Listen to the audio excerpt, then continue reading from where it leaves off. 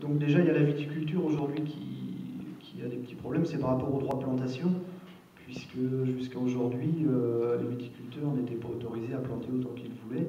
Et en fait, c'était quelque part une bonne chose, puisque supprimer ces droits-là, ça va permettre malheureusement de pouvoir planter la quantité voulue. Et si on augmente les surfaces, ben, on va augmenter les volumes.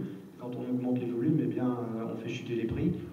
C'est ce qu'on connaît aujourd'hui sur les quotas laitiers. Hein. Les quotas laitiers vont être supprimés dans quelques années, mais déjà depuis un an ou deux, ben, on autorise à produire un petit peu plus. Et en 2009, eh bien, les prix se sont cassés la figure.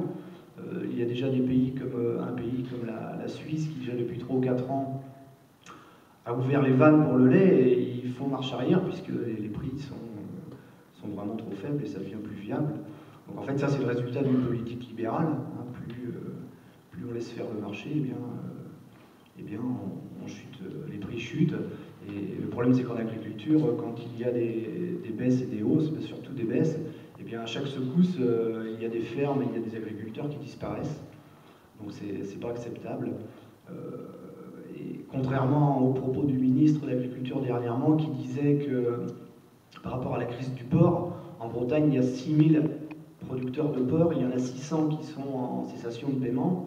Et il a dit on va vous aider, mais vous aider à quitter le métier. Donc aujourd'hui, bien, nous avec Stella, c'est pas notre vision, c'est aider les agriculteurs, aider les viticulteurs, mais aider à rester sur le territoire.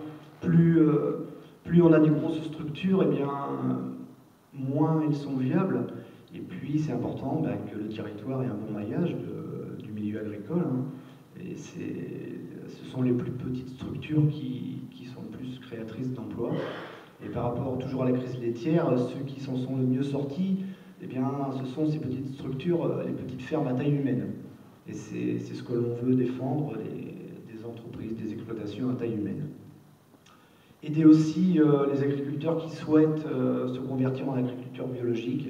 Il y a de la demande en France, sur le département, hein, sur les communes, puisque 60% des aliments bio sont exportés.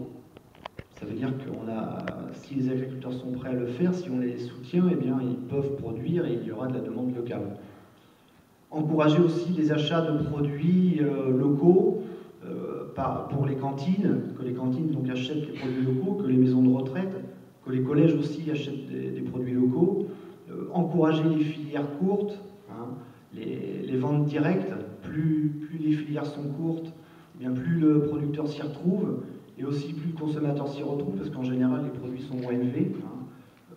On connaît les intermédiaires, hein, ce sont malheureusement certains qui prennent les plus grosses marges, et c'est pas acceptable, puisque les producteurs ont du mal à vivre, et les consommateurs ont aussi du mal à acheter, puisque les produits sont chers. Aider les mises aux normes en agriculture, il y a la moitié du département de Maine-et-Loire aujourd'hui qui, depuis un certain nombre d'années, qui est obligé de se mettre aux normes.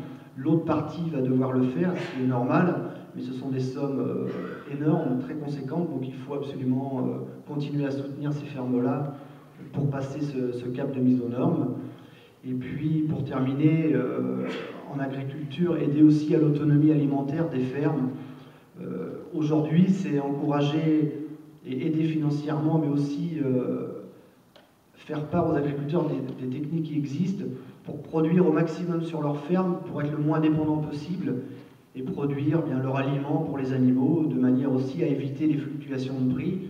Par rapport aux céréales, à titre d'exemple, à la récolte 2010, le cours du lait était environ à 130-140 euros la tonne. Aujourd'hui, il est rendu à 250 euros. Donc vous comprenez bien que celui qui ne peut pas produire chez lui, qui est dépendant de l'achat de ses céréales, c'est des sommes aussi énormes. Hein. Donc plus l'autonomie alimentaire sera effectuée dans les fermes, et bien plus l'agriculteur sera à l'aise financièrement et pourra aussi rester sur son territoire.